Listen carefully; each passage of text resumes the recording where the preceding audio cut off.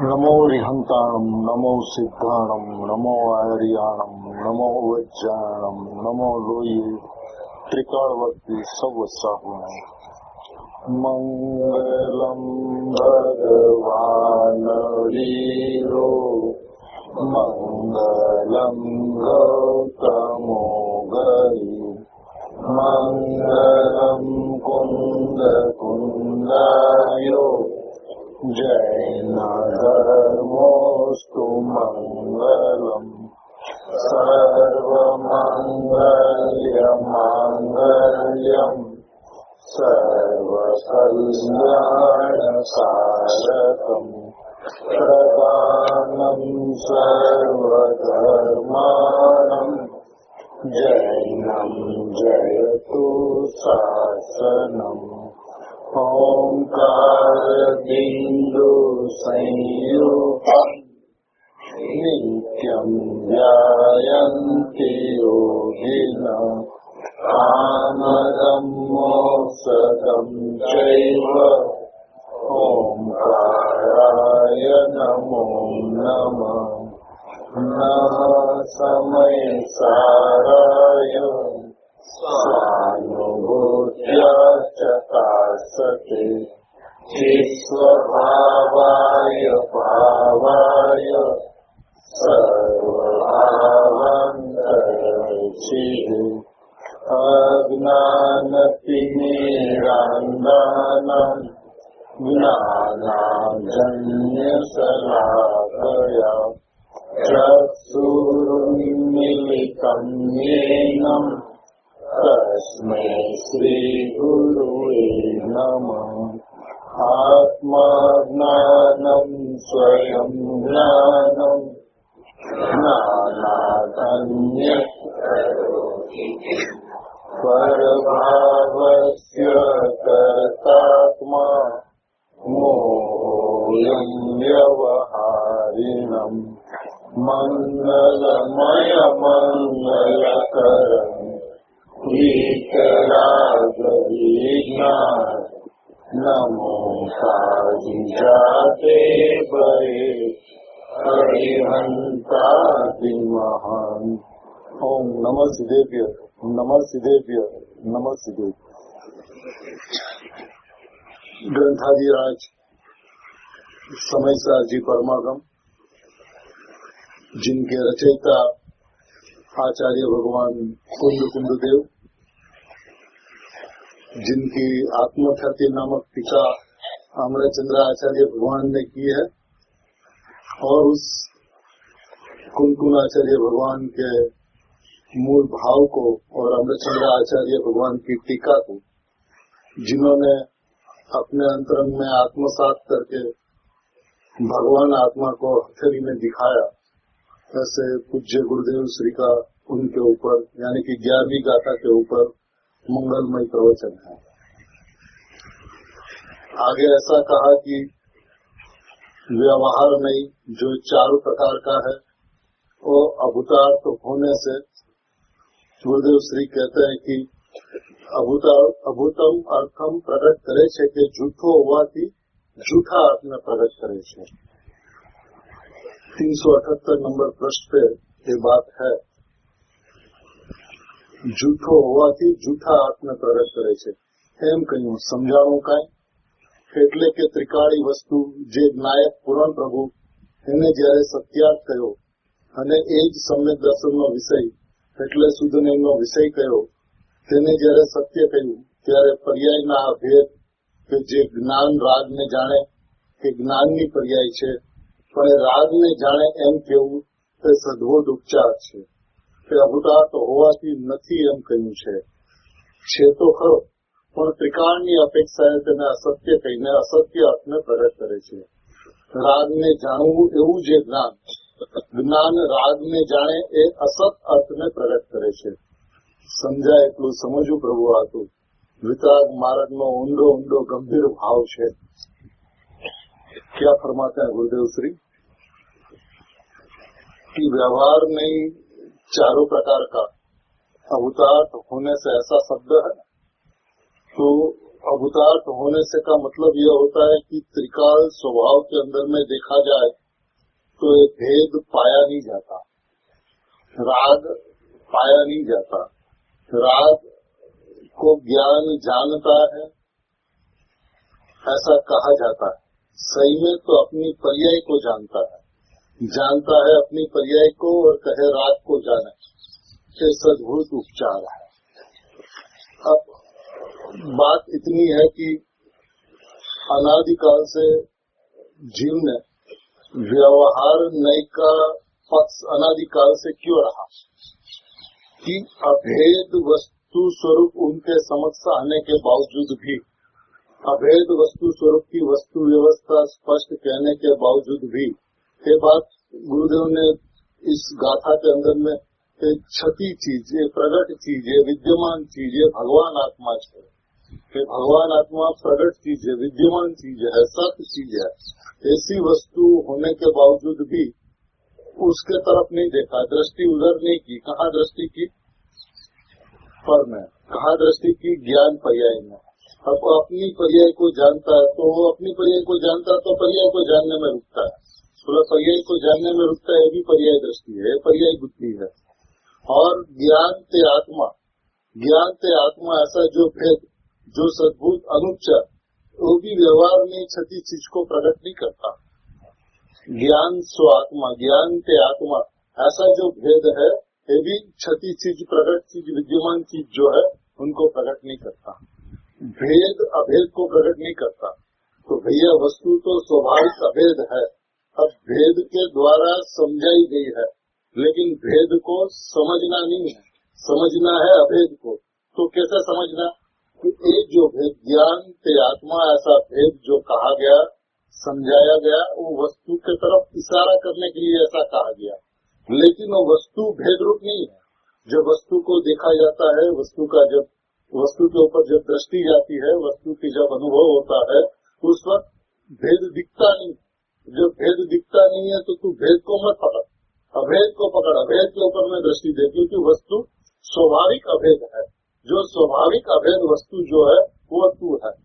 जो जितने भी भेद की बात, अनुच्चार की बात, उपचार की बात, सद्भुत की बात, असद्भुत की बात जितनी भी कह गई, सारे के सारे व्यवहार नहीं के कथन है। व्यवहार उसे कहते हैं, व्यवहार नहीं उसे कहता है कि जैसा है वैसा न है। राग है जड़ का और कहे जीव का।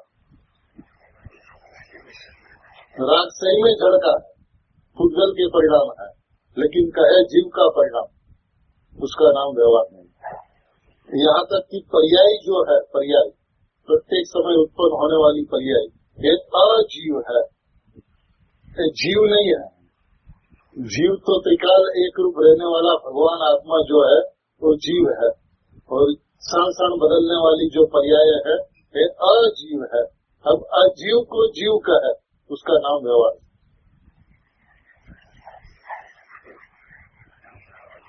सीधा प्रश्न ये आता है कि पर्याय को अजीव का, आप राग को अजीव करो, तब तक तो बात समझ में आती है कि समय सार के अंदर में आचार्य भगवान ने बात हर तरह से सिद्ध की है।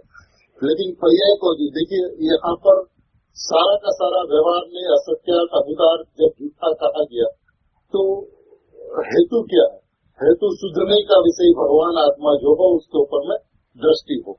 अब शुद्धने भूतार्थ है तो शुद्धने भूतार्थ माने शुद्धात्मा के ऊपर में दृष्टि कब हो? जब व्यवहार में उसे अभूतार्थ लगे। तो व्यवहार में पर्याय माने क्या? पर्याय माने व्यवहार, पर्याय माने व्यवहार और द्रव्य माने निश्चय। तो ये जो व्यवहार यानी कि पर्याय जो है अजीव है, मैं नहीं हूँ, त्रिकाली नहीं हूँ। जो त्रिकाली जो है वो पर्याय त्रिकाली में नहीं है, तो त्रिकाली में नहीं है तो वो अजीव है। भगवान आत्मा जीव है। अब पर्याय को द्रव्य की पर्याय कहे, यहाँ तक कि पर्याय को जीव कहे, यह व्यवहार नहीं, असत्यात है, अभूतार्थ है, झूठा है। पर्याय मेरी चीज नहीं है, मेरे में पर्याय पाई नहीं जाती। जब अपने स्वभाव को देखते हैं तो उसके अंदर में पर्याय नहीं होती, त्रिकाली के अंदर में पर्याय नहीं होती। तो फिर कल एक प्रश्न आया था कि लेकिन एक बात तो जिनवाणी के अंदर में कि पर्याय का जन्म पारिणामिक भाव में से होता है, और पर्याय का व्यय भी पारिणामिक भाव में होता है। भैया एक पर्याय स्वर से नहीं आती, ये दिखाने के लिए प्रमाण की मर्यादा में लाने के लिए ये बात कही गई कि पर्याय द्रव्य के पारिणामिक भाव से आती है और व्यय होकर पारिणामिक भाव में समाती है। पर से नहीं आती और प्रमाण की मर्यादा में लाने के लिए बात है। वास्तविकता से देखा जाए तो यदि अपरिणामी में से पर्याय का जन्म हो तो अपरिणामी नहीं रहेगा। जो अचल वस्तु है, अडोल वस्तु है, अड़िग वस्तु है, एक रूप वस्तु है, उसके अंदर में से अनेकता यदि आवे, पर्याय उसके अंदर में आवे तो अपरिणामी नहीं रहेगा। अपरिणामी तो त्रिकाल अपरिणामी, तो पर्याय का जन्म अपरिणामी में से नहीं होता, पर्याय का व्यय अपरिणामी में नहीं होता। पर्याय का जन्म पर्याय में से होता है और पर्याय का व्यय पर्याय में होता है, त्रिकाली में नहीं होता। तो जब त्रिकाली में पर्याय का त्रिकाल अभाव है, त्रिकाली में पर्याय का त्रिकाल अभाव है, तो जब त्रिकाल अभाव है उस पर्याय को जीव का कहे, पर्याय को जीव कहे, पर्याय को आत्मा कहे, ये व्यवहार नहीं का कथन है, व्यवहार नहीं का वचन है, सत्य नहीं है, असत्य है, असत्यार्थ है, अभूतार्थ है, झूठा है। पर्याय को आत्मा कहता है तो प्रमाण का आत्मा व्यवहार, अब प्रमाण का आत्मा कहते हैं। ये बात कितने काल से, यानी कि अनादि काल से कितनी बार सिद्ध की, और ये प्रमाण का आत्मा कहते हुए प्रमाण के ऊपर में प्रीति हुई, प्रमाण का लोभ हुआ, तो उसे काम सरा कि नहीं सरा, काम सिद्ध हुआ कि नहीं हुआ। जब सिद्ध नहीं हुआ तो पर्याय मात्र, जब दृष्टि के विषय की चर्चा करते हैं, प्रमाण में से अध्यात्म को निकालते हैं, निश्चय को निकालते हैं, तो पर्याय परद्रव्य है तो परद्रव्य है, पर्याय अद्रव्य है तो अद्रव्य है, पर्याय अवस्तु है तो अवस्तु ही है। फिर वहाँ पे प्रमाण की बात खड़ी नहीं रहती। फिर वो दृष्टि के विषय में आकर अनुभूति हो, प्रमाण ज्ञान हो, उसके अंदर में द्रव्य पर्याय स्वरूप वस्तु एक अलग बात। लेकिन दृष्टि के विषय में, शुद्ध नहीं के विषय में, शुद्धात्मा के अंदर में देखा जाए तो पर्याय का तीनों काल अभाव होने से पर्याय अवस्तु, अवस्तु और अवस्तु ही है। फिर पर्याय की चरमतम पर्याय हो केवल ज्ञान की, तो केवल ज्ञान भी अवस्तु है। तो केवल ज्ञान व्यवहार नहीं का विषय है, निश्चय नहीं का विषय नहीं है केवल ज्ञान। तो जो वस्तु मेरे स्वभाव के अंदर में पाई नहीं जाती, मेरे स्वभाव में जिनका त्रिकाल अभाव है, बस वो सारा का सारा व्यवहार नहीं का विषय है। एक शुद्धात्मा, भगवान आत्मा, अपरिणामी परम परिणामी भाव मात्र वस्तु जो है वो शुद्ध नहीं का विषय, सो मैं हूँ। लेकिन मैं कैसा हूँ, ये बात भी गुरुदेव ने बहुत सुंदर की है। 384 नंबर प्रश्न पे है।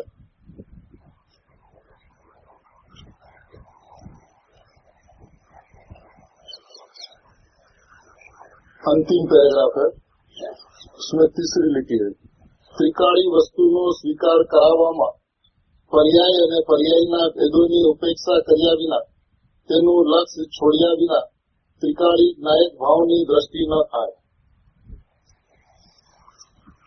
क्या कहते हैं, त्रिकाળી वस्तुનો સ્વીકાર કરાવવામાં પર્યાય અને પર્યાયના ભેદોની ઉપેક્ષા કર્યા વિના, पर्याय અને पर्यायના ભેદો, पर्याय और पर्याय के भेद क्या है, ये 7 तत्व जो है वो पर्याय के भेद है।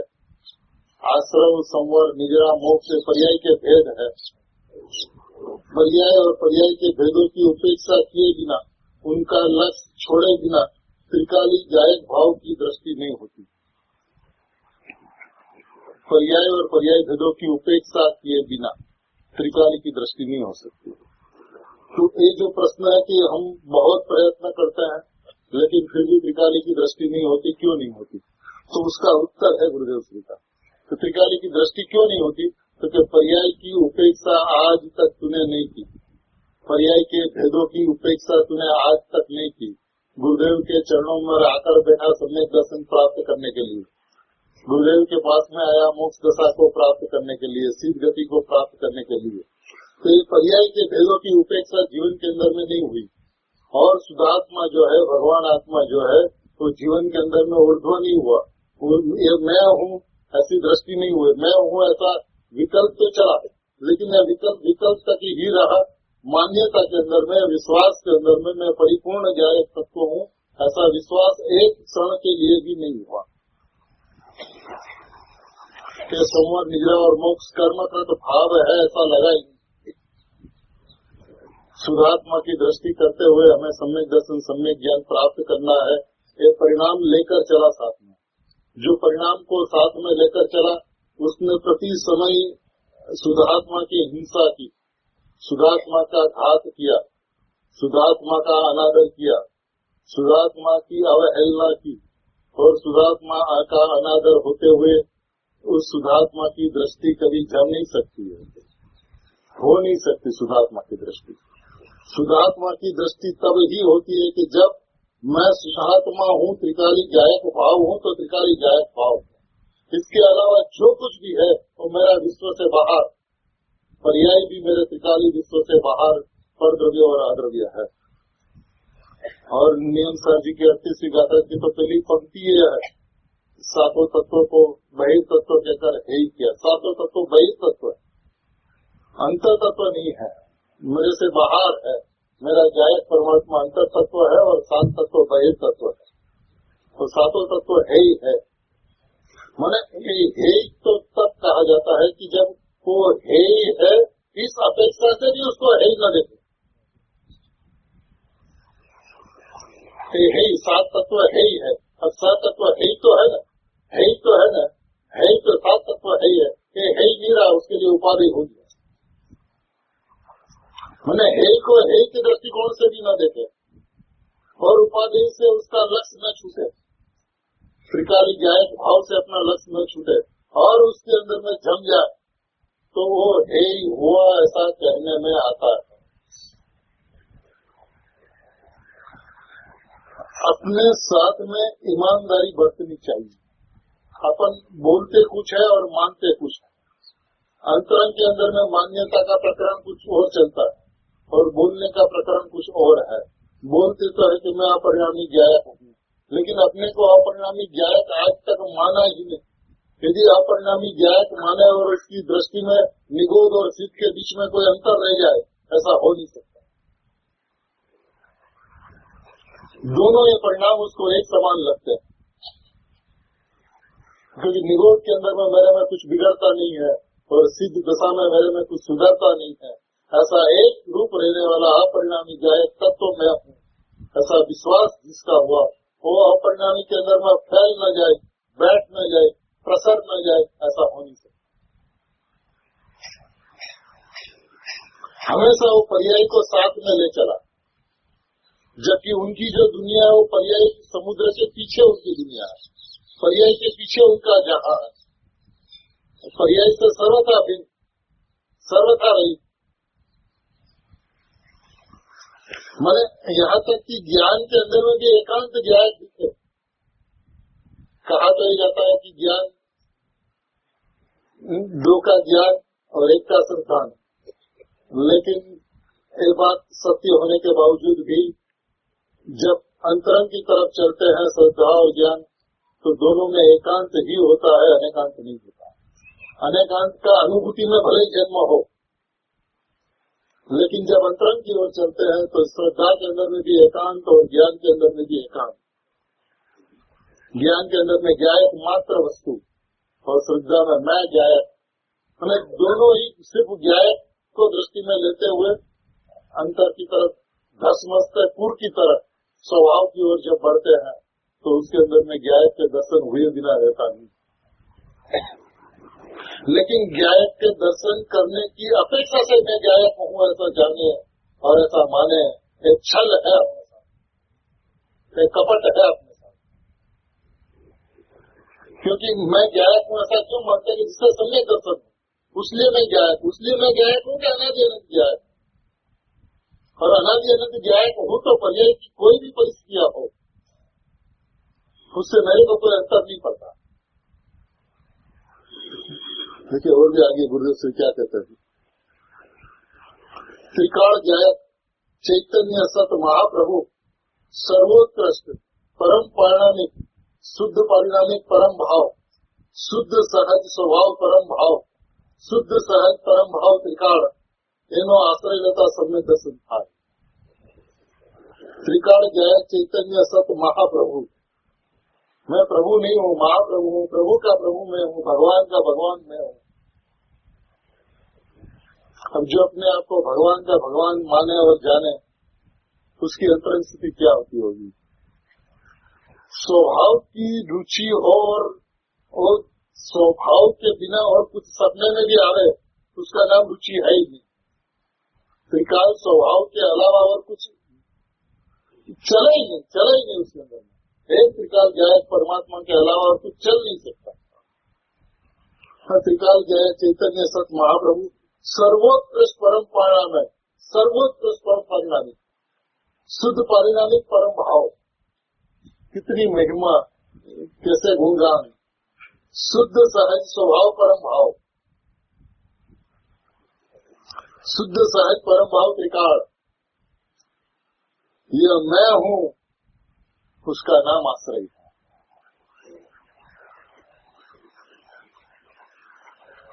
ऐसा आज तक नहीं हुआ. तो शुद्ध नहीं भूतार्थ, तो अनादि अनंत भूतार्थ है शुद्ध नहीं, और व्यवहार नहीं अनादि अनंत अभूतार्थ है. ठीक है, दोनों से शब्द है ना. व्यवहार नहीं अभूतार्थ होवा थी, शुद्ध नहीं भूतार्थ होवा थी. होने से मन अनादि अनंत है. होने वाली प्रकट होने वाली व्यवस्था की बात नहीं है. व्यवहार नहीं सदाई अभूतार्थ है, और शुद्ध नहीं सदाई भूतार्थ है. ये व्यवस्था सदाई की है, त्रिकाल की है, तीनों काल की है. तीनों काल में शुद्ध नहीं भूतार्थ रहता है, और व्यवहार नहीं अभूतार्थ रहता है.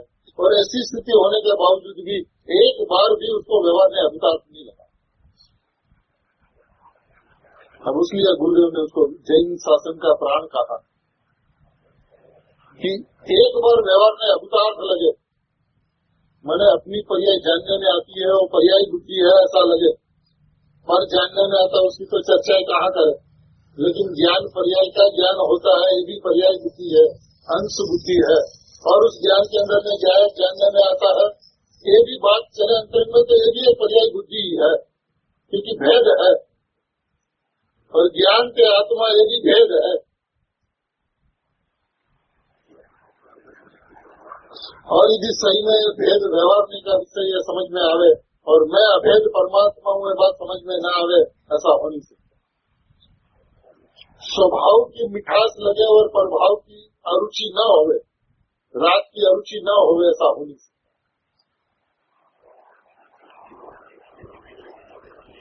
ठीक है ना. कि शुद्ध ने एक ज भूता, शुद्ध ने एक ही भूता, बाकी सारे के सारे व्यवहार नहीं अभूता. एक ही व्यवहार नहीं सारा, और शुद्ध नहीं एक. शुद्ध ने एक का ज. ठीक है, आचार्य जी का मूल शब्द है शुद्ध ने एक का ज.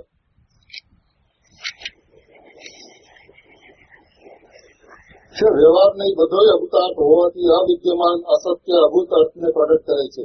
શુદ્ધ ને એક જ ભૂતાર્થ હોવાથી विद्यमान सत्य भूत अर्थ ने प्रकट करे. अब इस बात को दृष्टांत से समझाते हैं. जितना कहना था उतना गुरुदेव ने कह दिया. आचार्य भगवान ने 2 पंक्ति के अंदर में सब कुछ खोल दिया कि भैया अनादिकाल से व्यवहार नहीं, असत्यार्थ अभूतार्थ झूठा है, और शुद्ध नहीं सत्यार्थ भूतार्थ सच्चा है. और सत अर्थ को प्रकट करता है, भूत अर्थ को प्रकट करता है, और व्यवहार में अभूत अर्थ को प्रकट करता है. फिर भी तुझे यदि बात समझ में नहीं आती है तो हम दृष्टांत लेकर इस बात को ज्यादा स्पष्ट करेंगे. क्या कहते हैं दृष्टांत के अंदर में? जेम प्रबल कादवना મળવાથી જેનો સહજ એક નિર્મળ ભાવ તિરોભૂત થઈ ગયો છે. જેમ પ્રબળ કાદવના મળવાથી જેનો સહજ એક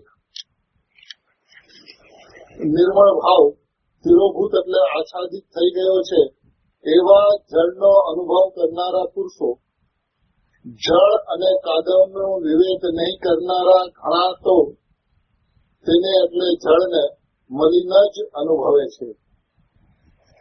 क्या कहते हैं? जिनका सहज एक निर्मल भाव। पानी का स्वभाव कैसा है? सहज यानी स्वाभाविक, एक निर्मल भाव जिनका स्वभाव है। पानी का सहज यानी स्वाभाविक, एक निर्मल भाव स्वभाव है। अब सहज एक स्वाभाविक निर्मल भाव स्वभाव है, उसका मतलब क्या होता है कि जो मलिन होता है वो पानी नहीं है,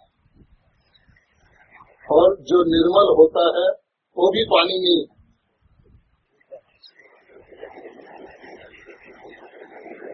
मलिन थाय ते पानी नहीं, निर्मल थाय ते पानी नहीं, क्योंकि मलिनता भी होने वाली अवस्था और निर्मलता भी होने वाली अवस्था, पानी तो सहज एक निर्मल स्वाभाविक पानी है, त्रिकाल निर्मल स्वाभाविक पानी है।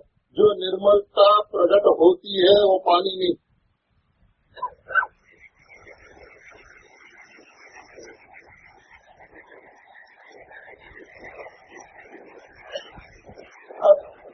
इसके अंदर में वस्तु की ओर से देखा जाए, पानी वस्तु की ओर से देखा जाए तो पानी का निर्मल त्रिकाल स्वभाव है, और निर्मलता जो हुई वो अवस्था की बात है, और अवस्था निर्मल पानी के अंदर में, निर्मल स्वाभाविक पानी के अंदर में उस उत्पन्न होने वाली निर्मलता का अभाव है।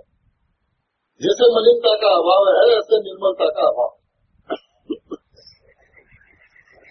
ये बात यदि गले उतर जाए, आचार्य भगवान इसलिए दृष्टांत देते हैं कि ये बात यदि गले उतर जाए कि निर्मल हो सो पानी नहीं, मलिन हुआ सो पानी नहीं, सिद्धांत करता है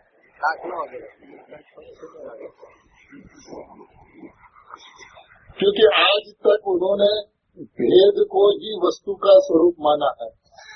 आत्मा में ज्ञान नहीं है, ये बात उसको कभी भी स्वीकार नहीं हुई।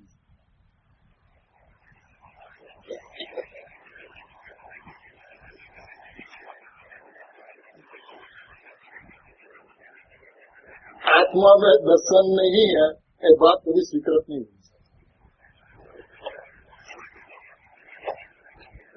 ज्ञान है, दर्शन है, लेकिन वस्तु में भेद रूप नहीं है, अभेद रूप है, एक रूप है। और अवस्था जो है उस अवस्था मतलब गुण तो जो है वो तो स्वाभाविक अभेद है, लेकिन परिणाम जो है वो तो सर्वथा भिन्न है। अब जो परिणाम जो सर्वथा भिन्न है, उस परिणाम का जिस रूप भी परिणाम होवे, उससे त्रिकाल सहज स्वाभाविक पानी को कुछ भी लेना देना नहीं। मलिनता भी परिणाम में और निर्मलता भी परिणाम में। वस्तु निर्मल स्वाभाविक पानी, सहज एक स्वभाव, निर्मल स्वभाव, तो तिरोभूत हो गया। तिरोभूत क्यों हुआ? स्वभाव कभी तिरोभूत नहीं होता, और तिरोभूत हो जाए तो वो स्वभाव नहीं कहलाता। फिर भी उसकी दृष्टि नहीं है तो तिरोभूत हुआ, आच्छादित हुआ, ऐसा कहने में आता है। वस्तु हमेशा विद्यमान रहती है, वस्तु हमेशा प्रकट रहती है। अब दृष्टि नहीं है, वहाँ पे दृष्टि नहीं गई तो तिरोभूत हुआ, आच्छादित हुआ, ऐसा कहने में आता है। जिस वक्त पानी में प्रबल कादव का मिलना हुआ, जिस वक्त पानी के साथ में प्रबल कादव का मिलना हुआ, उस वक्त मलिनता जो थी वो किसकी थी? पानी की न कादव की, कीचड़ की, कादव की थी। और तो उसका मतलब यह हुआ कि मलिनता कीचड़ से अभिन्न था। बराबर किस वक्त? जिस वक्त पानी मलिन दिखता है उस वक्त वो कतक पर निर्मल औषधि डाले और मलिनता बैठ जाए, वो तो बात की बात है। लेकिन जिस वक्त पानी मलिन दिखता है उस वक्त पानी मलिन है नहीं, और मलिनता कीचड़ की है, कादव की, और निर्मलता पानी की। निर्मलता पानी से अभिन्न है और मलिनता कीचड़ से अभिन्न है। तो हुआ क्या है पानी के अंदर में? अवस्था के अंदर में मलिनता होने के बावजूद भी, मलिनता दिखती है बावजूद भी फिर भी पानी के अंदर में क्या हो? तो जो उस वक्त पानी के स्वभाव को देखता है उसे पानी निर्मल है ऐसा ज्ञान होने से, ऐसा श्रद्धान होने से वो विवेक करता है। पानी और कीचड़ के बीच में, मलिनता और पानी के निर्मलता के बीच में विवेक करता हुआ कतक फल डालता है तो मलिनता बैठ है। लेकिन कतक फल निर्मली औषधि कौन डालता है? जो पानी को मलिन देखता है उसको तो मलिन पानी का ही अनुभव होता है, वो तो मलिन पानी को ही प्राप्त करता है। जो आत्मा को अणुशुद्ध जानता है वो अणुशुद्ध आत्मा को प्राप्त करता है। तो जिसे पानी मलिन दिखा उसको मलिनता ही प्राप्त होती है, मलिन पानी ही प्राप्त होता है। ही लिखा अनुभव करनारा पुरुषो जड़ અને કાદવનો વિવેક નહીં કરનારા ઘણા તો તેને એટલે જળને મલિન જ અનુભવે છે। ઘણા તો મને કાફી, મને सब नहीं, सब मलिनता नहीं अनुभवता, घड़ा तो बहुत तो, और पण કેટલા, अब उसके अंदर में भी कितने, वो जितने बहुत लोगों ने पानी का मलिन अनुभव किया तो उसमें से कहता है કેટલા, कितने तो પોતાના હાથથી નાખેલા કતક ફળ એટલે નિર્મળી ઔષધિના પડવા માત્રથી સહજ એક નિર્મળ ભાવપણાને લીધે તેને નિર્મળ જ અનુભવે છે।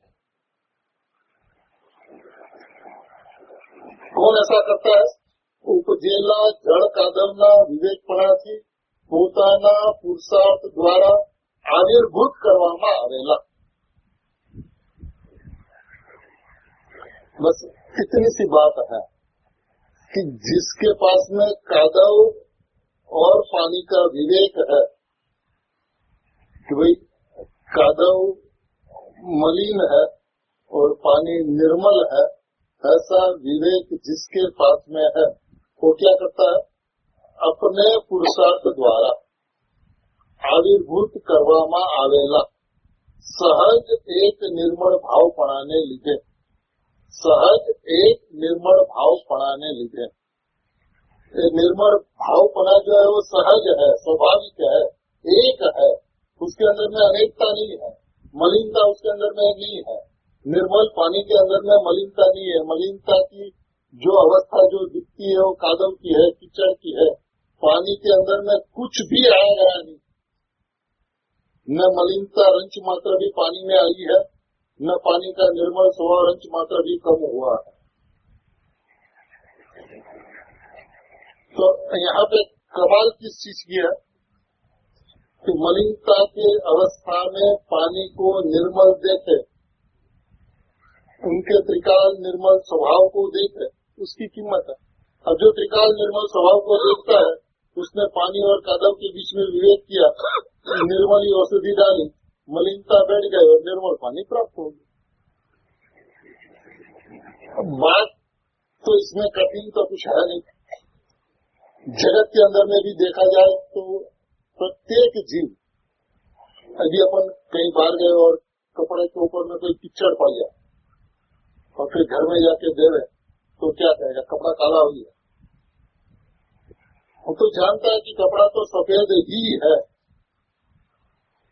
और साबु से घीस लेती है तो कीचड़ निकल जाता है। तब कीचड़ दिखता था, लेकिन कपड़े के साथ में कीचड़ का संबंध क्या था? संयोग संबंध तो था, स्वभाव संबंध नहीं था। अब स्वभाव संबंध नहीं था तो नहीं, वो कीचड़ था, मलिनता कीचड़ की थी तो निकल गई। उसी तरह से अपने परिणाम के अंदर में जो कुछ भी देखा जाता है वो कहेंगे आचार्य होगा। आविर्भूत કરવામાં આવેલા સહજ એક નિર્મળ ભાવપણાને લીધે તેને જળને નિર્મળ જ અનુભવે છે, નિર્મળ જ અનુભવે છે। એવી રીતે પ્રબળ કર્મના મળવાથી, કર્મ મને રાગ, પ્રબળ કર્મના મળવાથી જેનો સહજ એક નાયક ભાવ તિરોભૂત થઈ ગયો છે। પ્રબળ કર્મના મળવાથી જેનો સહજ એક નાયક ભાવ તિરોભૂત થઈ ગયો છે। થઈ ગયો છે કે નહીં ये गुरुदेव ने पूछी आप लोगों ने।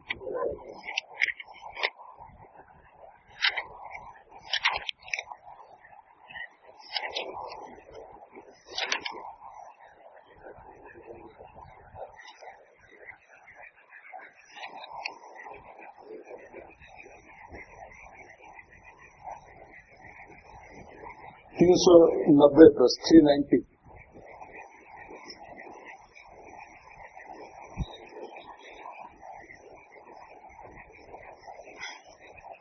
ऊपर से तीसरा पैराग्राफ है।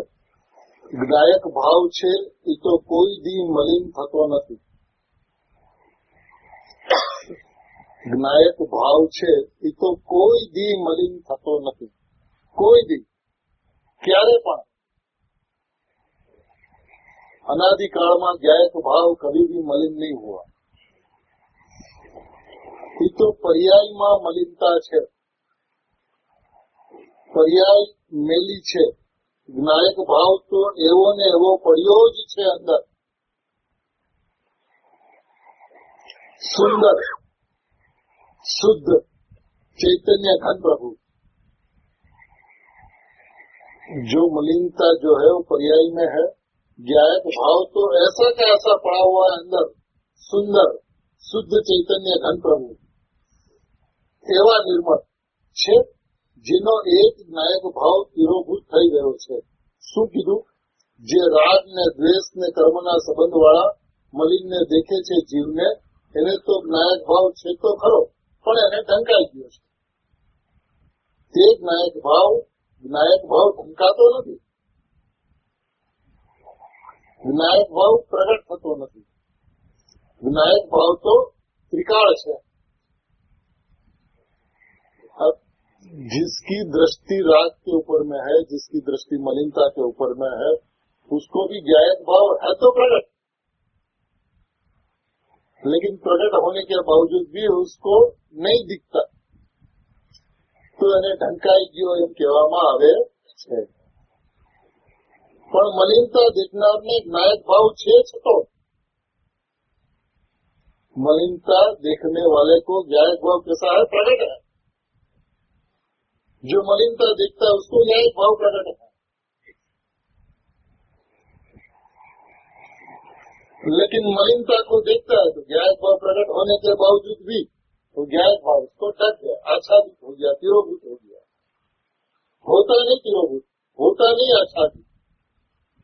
दृष्टि वहां पे नहीं गई उसलिए आच्छादित हो गया, ऐसा कहने में आता है। तो अब करना क्या है?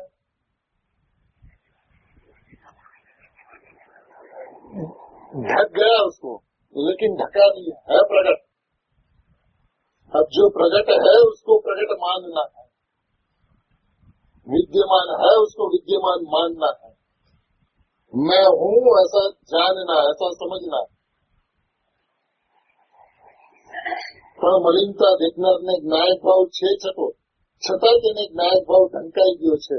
શું કહ્યું?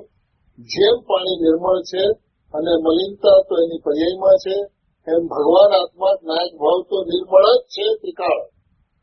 પણ રાગ અને દ્વેષ ને પુણ્ય પાપના મેલની પર્યાયને જોનારને એને જ જે જુએ છે, નજરું જેમાં ત્યાં પડી છે પર્યાય ઉપર અને રાગ ઉપર અને વિકાર ઉપર, એની નજરું ત્યાં છે, એને જ્ઞાયક ભાવ છતો પડ્યો છે, પણ એના માટે ઢંકાઈ ગયો છે। है तो प्रकट, है तो विद्यमान, है तो छता प्रकट, छता पदार्थ, प्रकट रहता हुआ पदार्थ, तीनों काल। लेकिन उसकी दृष्टि राग के ऊपर में, उसकी रुचि पुण्य पाप के ऊपर में, दृष्टि वहां पर होने से ज्ञायक के ऊपर में दृष्टि न गई। जब ज्ञायक के ऊपर में दृष्टि न गई तो प्रकट होते हुए भी उसके लिए आच्छादित हो गया, तिरोभूत हो गया। अब बस कमाल यहीं पे है दृष्टि की। तो इतना समझे कि जिस वक्त मलिनता है राग की, उस वक्त ज्ञायक भाव प्रकट है।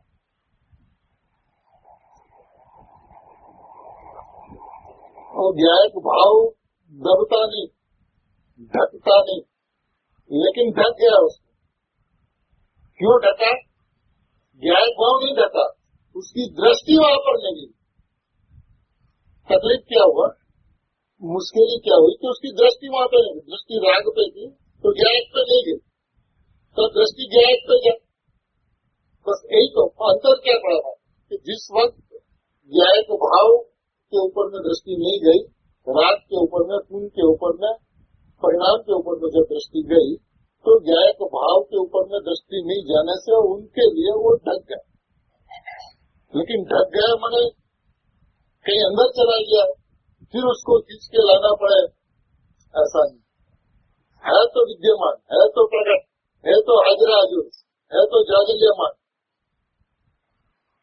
कुछ नहीं हुआ उसमें। और वो मलिनता पाप पुण्य की जो परिणाम के अंदर में, जो पाप पुण्य के जो परिणाम जो थे, वो मलिनता जो है वो जड़ की है। जैसे मलिनता कीचड़ की थी, ऐसे पाप पुण्य की मलिनता कीचड़ की यानी जड़ की, यानी कि पुद्गल की है। पानी को उनके स्वभाव से देखने से पानी निर्मल निर्मल और निर्मल ही दिखता है, और निर्मल दिखता है ऐसा भी नहीं, पानी पानी और पानी ही दिखता है। निर्मलता के ऊपर में दृष्टि जाने से भेद पड़ता है, और निर्मल स्वाभाविक पानी के ऊपर दृष्टि जाने से अवैध पानी प्रकट हो जाता है। त्रिकाली ज्ञायक स्वभाव के ऊपर में दृष्टि जाने से ज्ञायक भाव ढंका तो नहीं ढकता, प्रकट है। प्रकट कैसे ढक जाए? अब मैं ज्ञायक भाव हूँ ऐसा हम नहीं हुआ। परम भाव, सहज भाव, शुद्ध भाव, त्रिकाल भाव, पारिणामिक भाव, उत्कृष्ट भाव, सर्वोत्कृष्ट भाव मैं हूँ, ऐसा नहीं हुआ। ऐसा नहीं हुआ तो ढक गया। तब क्या करें? दृष्टि पलटे, पाप पुण्य वो जड़ भाव है, वो जड़ के परिणाम है। अरे पर्याय मात्र अजीब है, मेरे नहीं है, मेरे में तो आता जाता कुछ है ही नहीं, मैं तो सदा एक रूप रहने वाला अपरिणामी परमात्मा हूँ, ऐसी दृष्टि हो गए। उस दृष्टि के अंदर में जो विद्यमान वस्तु थी, वो विद्यमान वस्तु की स्वसंवेदन हो जाता है तो सम्यक दर्शन हो गया, ऐसा कहने में आता है। दृष्टि गई बस, मैं हूँ, मैं यह हूँ, मैं अपरिणामी हूँ, मैं तो ज्यों का त्यों, जैसा का तैसा परिपूर्ण ज्ञायक मात्र वस्तु हूँ, ऐसा विश्वास जिस वक्त हुआ, जिस समय हुआ, तो वो दृष्टि द्रव्य के ऊपर गई, ऐसे कहला। तो तिरोभूत था, उस अपेक्षा से आविर्भाव कहा गया, आज तो प्रगति। और तिरोभूत हुआ था इतने समय से, उसकी दृष्टि नहीं थी, उस अपेक्षा से दृष्टि वहां पे गई तो आविर्भाव हुआ, ऐसा कहने में आता। सही में तो प्रकट था, विद्यमान था, कुछ हुआ ही नहीं था उसमें, ज्यों का त्यों था। अब वो मैं हूँ, ज्ञायक मात्र वस्तु, निर्विकल्प मात्र वस्तु, ऐसी दृष्टि जहाँ हुई तो आविर्भूत हो गया, ऐसा कहने में आता है तिरोभूत की अपेक्षा से। वास्तविकता में देखा जाए तो प्रकट था, प्रकट था, उसका स्वीकार हुआ, बस प्रकट का स्वीकार माने मोर्चा, सिर्फ स्वीकार, मैं परमात्मा हूँ उतना स्वीकार ही करना, और क्या करना है? वो तो वस्तु तो प्रकट है, वस्तु तो विद्यमान है, वस्तु में कुछ हुआ ही नहीं, होता ही नहीं।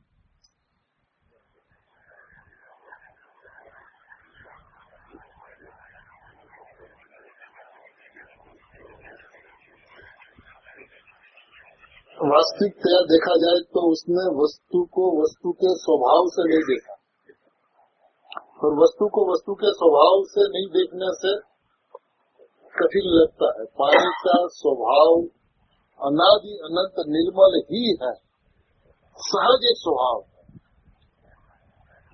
अब पानी को स्वभाव से देखे तो पानी मलिन हुआ ही नहीं।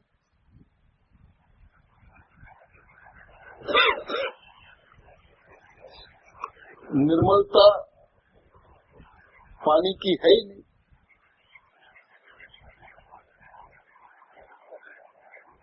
बस एक बात आने से खलबली मस्ती है। पानी ये બે પ્રકારના લાગે છે। मलिनता और निर्मलता दोनों का पर्याय, एक विभाविक परिणमन और एक स्वाभाविक परिणमन, दोनों ही अवस्था मेरे त्रिकाली स्वभाव के अंदर में त्रिकाला भाव है। एक विभाविक परिणमन है, एक स्वाभाविक परिणमन, लेकिन है तो परिणमन न, और परिणमन मात्र का मेरे में अभाव है। जब परिणमन मात्र का मेरे में अभाव है तो मैं कैसे उसको शुद्ध देखूं और कैसे उसको अशुद्ध देखूं। वस्तु तो जे की तो है, जैसी की तैसी है, उसमें तो कुछ हुआ ही नहीं, होता ही नहीं, होगा ही नहीं। बस दृष्टि बदले ना हो तो पानी के लिए दो के बीच में तीसरा डाला गया, लेकिन यहाँ आत्मा और कर्म के बीच में तो शुद्ध नहीं कटक फल के स्थान पर है, तो शुद्ध नहीं क्या है, मैं परमात्मा हूँ, शुद्ध नहीं है, कुछ डालना नहीं है। तो डालने की बात तो पानी में थी, ज्ञायक में तो बस मैं परमात्मा हूँ, शुद्ध नहीं का विषय है, शुद्ध नहीं है। शुद्ध नहीं की अनुभूति को भी, आत्मा की अनुभूति को भी शुद्ध नहीं कहता है, शुद्ध नहीं के विषय को भी शुद्ध नहीं कहता है।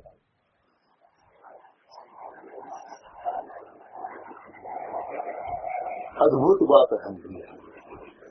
सही में देखा जाए तो पानी में करना क्या, कुछ नहीं, पानी में हुआ क्या, मलिनता कीचड़ की थी, कीचड़ में जाके समा गई, और पानी जैसा उनका स्वभाव था, स्वभाव जैसा था वैसा रहेगा, इसमें कुछ नहीं हुआ। पानी में जो पानी मलिन दिखता था वो मलिनता कीचड़ की थी, वो कीचड़ में जाके समा गई, तो पानी ज्यों का त्यों रहेगा, तो उसको कहते हैं निर्मल पानी प्रकट हुआ। अब पानी निर्मल था कि निर्मल हुआ, जो था जैसा था वैसा रह गया, तो जैसा था ऐसा रह गया, तो पर्याय की अपेक्षा से निर्मलता प्रकट हुई, ऐसा कहने में आता है।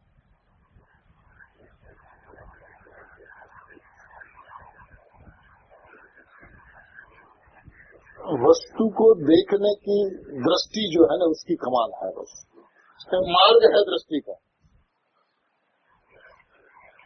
दृष्टि सही हो, जैसी वस्तु है वैसी दृष्टि हो, तो उसी का नाम सम्यक दर्शन। आज तक उसने वस्तु को स्वभाव से नहीं देखा, उसका जो एक सहज ज्ञायक भाव है, जो स्वाभाविक एक ज्ञायक भाव है, बस वो मैं हूँ, ऐसा उन्होंने नहीं जाना, ऐसा उन्होंने नहीं माना, तो ज्ञायक ढक गया, ऐसा कहने में आता है। ढकता नहीं गया, वो तो ज्यों का त्यों प्रकट रहता, विद्यमान रहता है, और उसकी दृष्टि वहां पे नहीं गई तो उसको अप्रकट रहा, ऐसा कहने में आता है। दृष्टि की अपेक्षा से, वस्तु की अपेक्षा से देखे तो ज्ञान में तो ज्ञायक ही जानने में आता है, तो उसमें तो गुरुदेव ही लगाते, ज्ञायक जाणवामां आवे छे।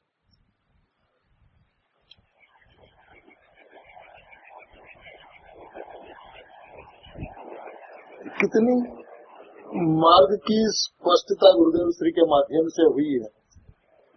थोड़ा शांति से विचार करें, वो एक गाथा को लेकर गुरुदेव ने किस किस दृष्टिकोण से वस्तु को स्पष्ट किया, उसको समझने की कोशिश करे तो देखिए कितनी जगह पे लिखा रहे ढंकाई कहेवामां आवे छे, अस्तित्व कई ढंकाई छे, छठो पदार्थ छे, क्यांय जतो नथी, जेम छे तेम रहे छे, ज्यों का त्यों रहता है। अब मैं हूँ ऐसा तूने नहीं माना तो तुझे ढक गया, आच्छादित हो गया, तिरोभूत हो गया, ऐसा कहने में आता है, कहने में आता, होता नहीं।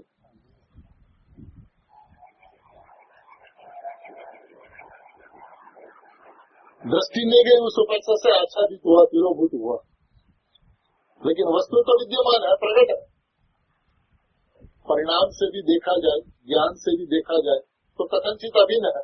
अब कथनचित अभिन्न है तो ज्ञान के अंदर में ज्ञान तो जानने में आ रहा, जब जानने में आ रहा तो उसकी तो विद्यमानता है।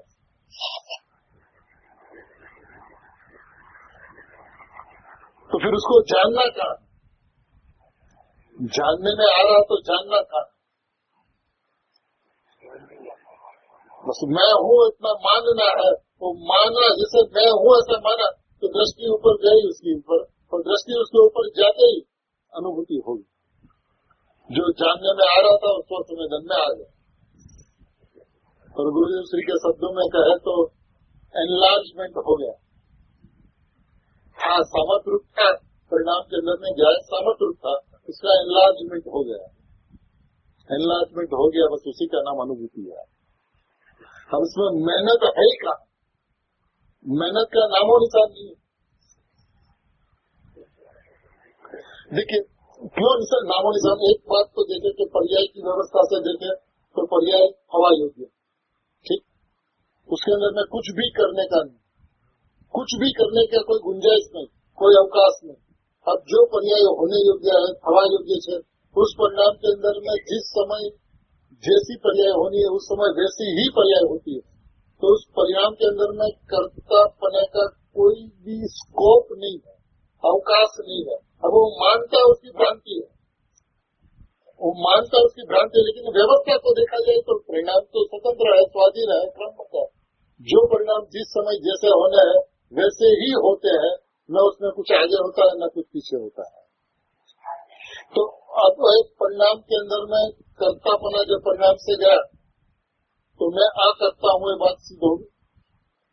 परिणाम में कुछ करने का नहीं, और ज्ञान त्रिकाली भगवान आत्मा है, सो करता है। अब दूसरी बात, एक जो परिणाम उत्पन्न होते हैं उस परिणाम का जो सामान्य स्वभाव जो है, उस सामान्य स्वभाव में ज्ञान जानने में आ रहा है। आवाज गोपाल सभी को सदा का, तो भगवान आत्मा जब जानने में आ रहा है तो उसको जानना था। तो भगवान आत्मा को जानना है, ये दोष है। जो जानने में आ रहा है उसको जानना है तो दोष है, दोष के परिणाम है। और मैं हूँ, मैं गायक हूँ, ऐसा विश्वास हो जाए तो जो जानने में आ रहा था, अनुभूति में जो आ रहा था, उसको समझ में आएगा। जानना तो अब तो जानने में आ रहा है ना। जब जानने में आ रहा है परिणाम के अंदर में, पर्याय के अंदर में ज्ञान की मौजूदगी है, उसकी उपस्थिति है।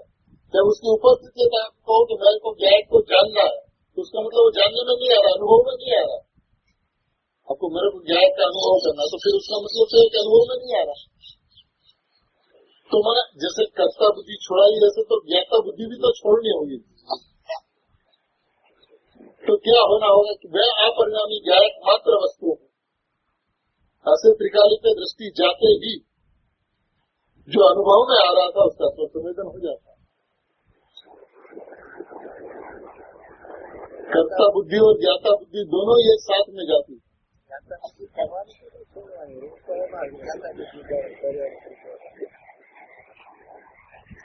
कथन पद्धति में एक जगह से छुड़ाने के लिए दूसरी जगह पे लाने के लिए ऐसे उपदेश के वचन तो बहुत है। अब ज्ञान का ज्ञायक है, ये बात भी आती है। तब ये क्या, जब तक मैं जानने वाला ज्ञान और ज्ञायक मेरा ज्ञेय, तो ये क्या द्वैतपना है? द्वैतपना व्यवहार निकाल सही।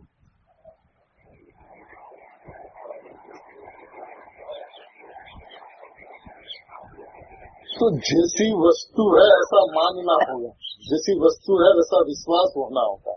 तो ऐसा विश्वास नहीं होता, उसलिए कहीं न कहीं करने का प्रयत्न, अनुभव करने का, आत्मा को जानने का प्रयत्न, वो जानने से मोक्ष मार्ग प्रकट होगा, ऐसा उंडे रहा विकल्प, ऐसी एक मान्यता स्वभाव तक पहुंचने नहीं देती। स्वभाव प्रकट होने के बावजूद भी, स्वभाव विद्यमान होने के बावजूद भी, जो तीनों काल ढकता ही नहीं ऐसा प्रकट होने के बावजूद भी, उसकी दृष्टि के अंदर में ओझल हो गया, अविद्यमान हो गया। विद्यमान होते हुए भी उसकी दृष्टि में अविद्यमान रहा, तब दृष्टि में अविद्यमान रहा ना, तब दृष्टि में विद्यमान कैसे हो? क्योंकि विद्यमान को तो विद्यमान नहीं करना है। विद्यमान है ऐसा जानकर मैं परमात्मा हूँ ऐसी दृष्टि करना। ऐसी दृष्टि होते ही सम्यक ज्ञान सम्यक दर्शन हो जाता है।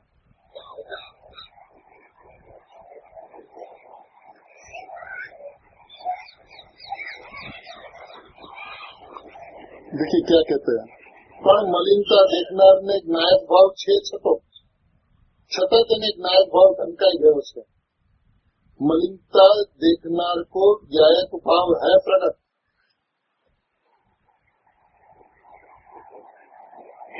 किसको? जिसको ज्ञायक भाव प्रकट हुआ उसको प्रकट है ऐसा नहीं कहता. जिसको प्रकट हुआ उसको तो प्रकट ही है, लेकिन जिसको मलिनता दिखती है उसको ज्ञायक भाव है प्रकट है છતાં તેને જ્ઞાયક ભાવ ઢંકાઈ ગયો છે. જેમ પાણી નિર્મળ છે અને મલિનતા તો એની પર્યાયમાં છે, એમ ભગવાન આત્મા જ્ઞાયક ભાવ તો નિર્મળ જ છે ત્રિકાળ, પણ રાગ અને દ્વેષ ને પુણ્ય પાપના મેલની પર્યાયને જોનારને એને જ જે જુએ છે, નજરું જેમાં ત્યાં પડી છે, પર્યાય ઉપર અને રાગ ઉપર અને વિકાર ઉપર એની નજરું ત્યાં છે, એને જ્ઞાયક ભાવ છતો પડ્યો છે, પણ એને માટે ઢંકાઈ ગયો છે. अब उसके लिए नहीं माना तो उसके लिए नहीं है ना. बुद्धि से क्या कारण परमात्मा किसको, कारण सुख बढ़िया किसको, जो माने उसको, न माने उसको क्या. मैं ज्ञायक छठा पदार्थ हूँ ऐसा न माने उसको क्या. तो उसको तो प्रकट होते हुए भी उसको डर गया, लेकिन वो डरता नहीं, वो रहता हमेशा प्रकट है.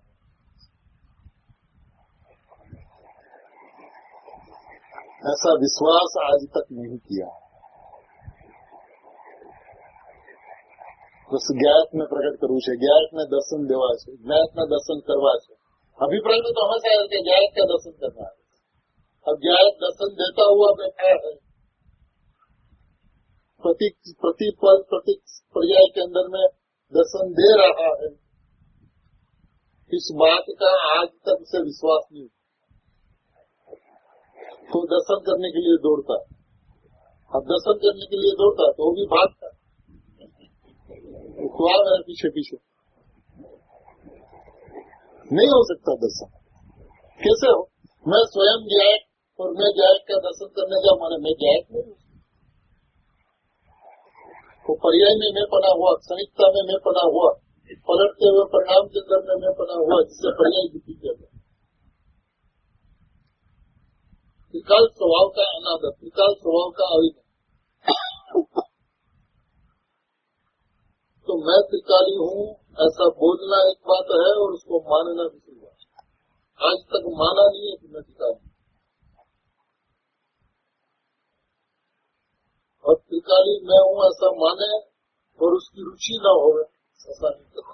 और उसकी रुचि हो और 24 घंटा ज्ञायक उसकी अंतरंग के अंदर में न चलता रहे, ऐसा हो नहीं.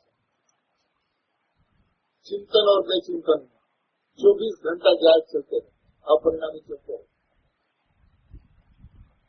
रुचि का स्वरूप ऐसा. सही माने में सच्ची रुचि उसे कहते हैं कि जिसके अंदर में वो सतत धारावाही चलते रहता है. उद्योग बार बार चले भले, लेकिन अंदर में तो ज्ञायक के अलावा कुछ रुचता ही नहीं, कुछ जमता ही नहीं, कुछ जचता ही नहीं. और ऐसी रुचि हो और उस परिणाम के अंदर में ज्ञायक विराजमान न हो, ऐसा नहीं. आज किसी को पूछने की जरूरत नहीं कि हमें ज्ञायक के दर्शन क्यों नहीं होते. उसका उत्तर सबके पास में अपने पास है. कोई भी 2-4 घंटा एकांत में बैठे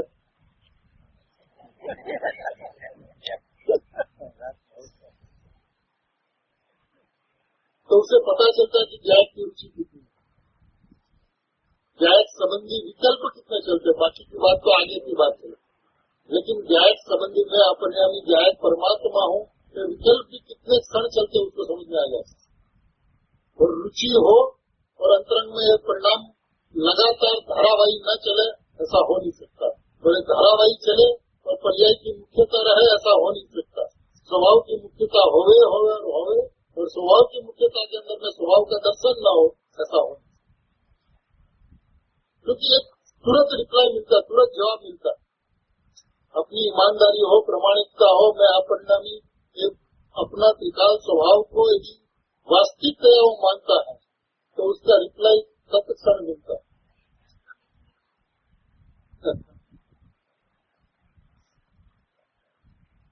आज तक जीव ने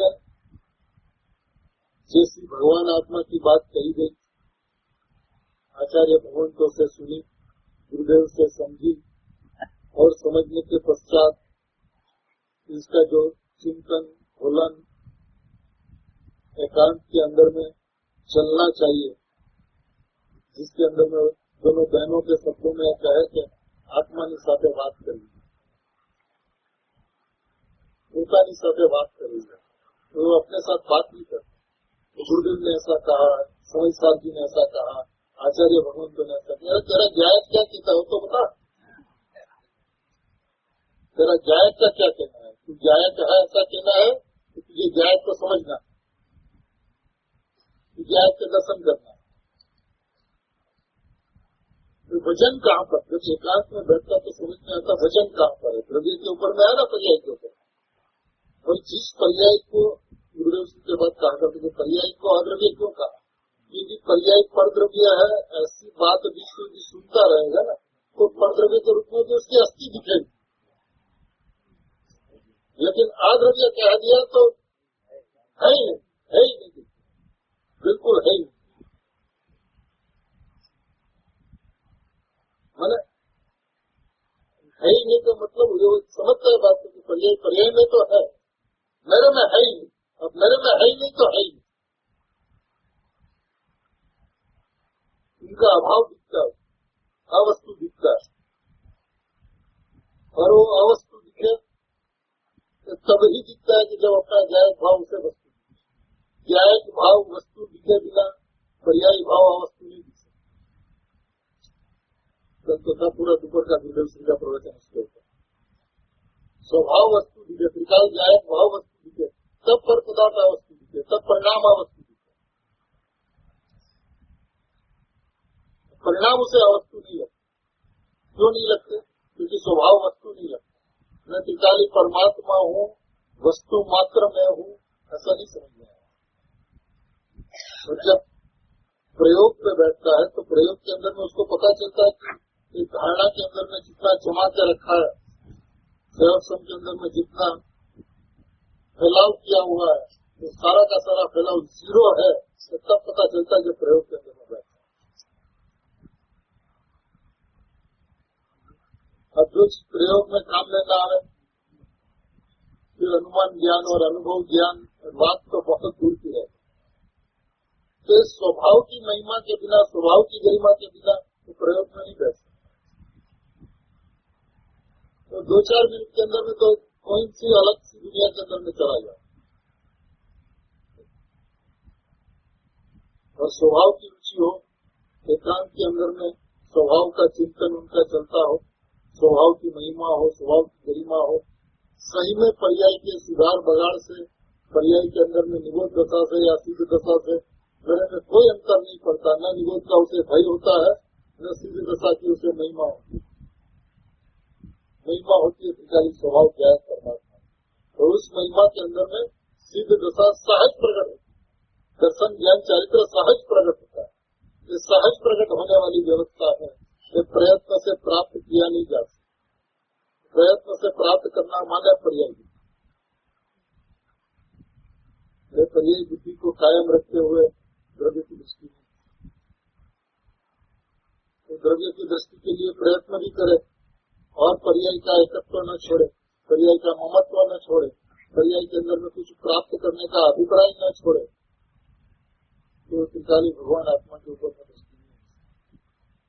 गुरुदेव श्री ने जिस तरह से भगवान आत्मा बताया है, उस तरह से भगवान आत्मा का ज्ञान संधान करते हुए मैं परमात्मा ही हूँ ऐसा विश्वास करते हुए सभी जीव शादी अनंत काल तक अपने स्वभाव के अंदर में निमग्न